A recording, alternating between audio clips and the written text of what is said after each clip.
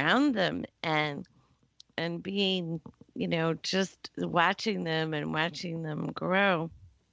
But tell us now that, years have passed, the business is growing very well. You know, you've gone from those few stores in the summer with melons to being the pumpkin queen of America. How many pumpkins does it take to be the pumpkin queen of America, Sarah? I'm not I'm not entirely sure that there's a number. I don't know that there's like a specific number that's a qualifying number. I think well, we grow millions of pumpkins now, but pumpkins are kind of my pet crop. I mean, they're the pumpkins. Pumpkins are the first crop that I grew on this small farm that I took over when I was a teenager. Let's just go forward. Without spoiling the story, or don't tell them about the ending because they got to get the book and read all the for themselves. Is there anything else in the book you really want to tell our listeners about while we have a couple minutes here? I'm trying to think. There are just so many great stories. Readers have reached out to me and said, I mean, I laughed, I cried, I got mad at times, and then I got really happy. So there's just a whole host of stories throughout the book that bring out all of these different emotions. And I think for me, really the central theme is about life's imperfections and how to see past life's imperfections and look for the good. It's no different than what we do with the ugly fruit on our farm. So we harvest the visually imperfect fruit as well as the perfect fruit that ends up at grocery stores all across the country. But the visually imperfect fruit oftentimes is overlooked. And we take that fruit and we find its higher purpose. We have to look past the imperfections and make a determination on what we can do with it that is greater. And so we end up taking and oftentimes the imperfect fruit is just as good, just as delicious as the perfect fruit. And sometimes it's even better. But we take that fruit and we make delicious ingredients out of it. We make awesome beverages. I take the imperfect watermelons and we harvest all of our melons and we'll make really delicious watermelon juice, out of the melons, and that normally would go to waste. And really life is the same. It's like we all know that life is not perfect, right? No one has a perfect life. But it's really sort of a mindset of what do you do with an imperfect life? How do you see past those imperfections? Do you find the good and some of the challenges and hardships that we go through and ultimately focus on that? Or do you get hung up on the imperfections and then, look at it as if it's a piece of ugly fruit that, you just walk over? Well, I think that's true, and it's a really good point because you do get that from the book. It's really a very inspiring and uplifting book when it comes to that.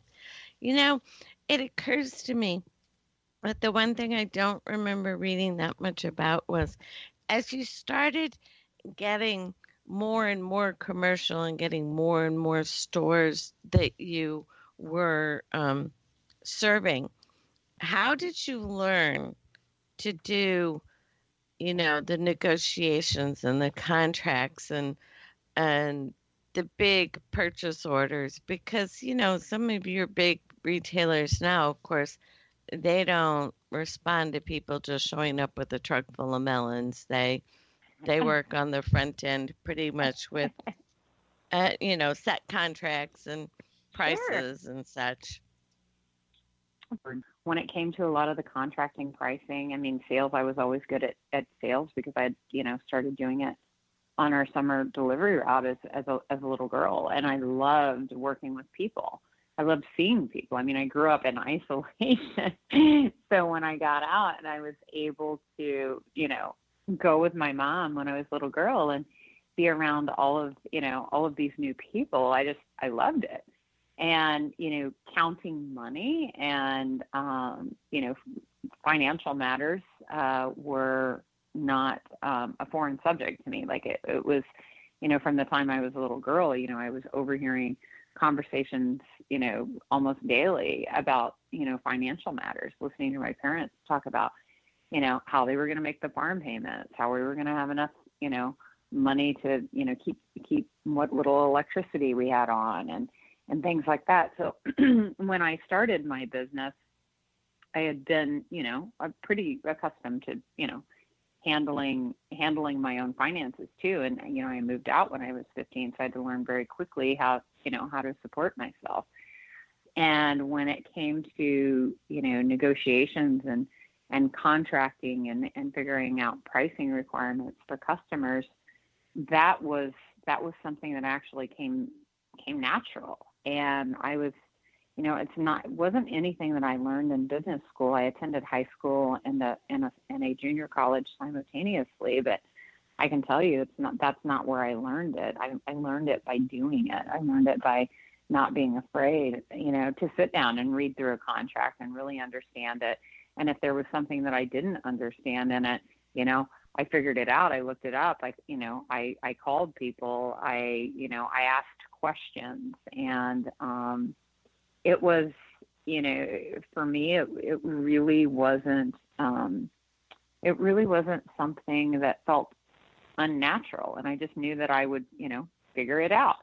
And I think it was that confidence that I had in knowing that whatever I needed to do, I could do. It was like that confidence that I had in myself is what gave my customers confidence to give me those opportunities. I think that's awesome. We only have about a minute left. Do you want to share with the people any contact information or anything like that? And of course, I need to remember to mention that your book is being featured at the Miami Book Fair. The link to the book fair will be with the show when it's posted, but it is miamibookfair.com. Do you want to share the link to your family farm website or anything like that? Sure, absolutely. I would love to hear, what your listeners think of the growing season, or if they have any questions, reach out direct to me at Sarah Frey, SarahFrey on Instagram. So it's at Sarah Frey on Instagram. And you can follow along with our farm story at Frey Farms, at FREY Farms, FARMS. So, I look forward to hearing what people think about the book. And if you have any questions, just, feel free to reach out. Awesome. Well, I want to thank you for being with us. I know how busy you are, and it's the busy season. And everybody, don't forget the name of the book is The Growing Season, How I Built a New Life and Saved an American Farm by Sarah Frey. It has been wonderful to have you here on Rhonda Cobb, the Money Coach. And, we can all learn from Sarah's story of how you need to get up and get things done and keep on being confident in yourself. And you know what I always say before we end these? First, if you need anything, reach out. My email is rcmoneycoach@gmail.com. So if you increase your money management skills, it will reduce your stress and it will help you get things that you enjoy. Until next time, be grateful and you will attract good things.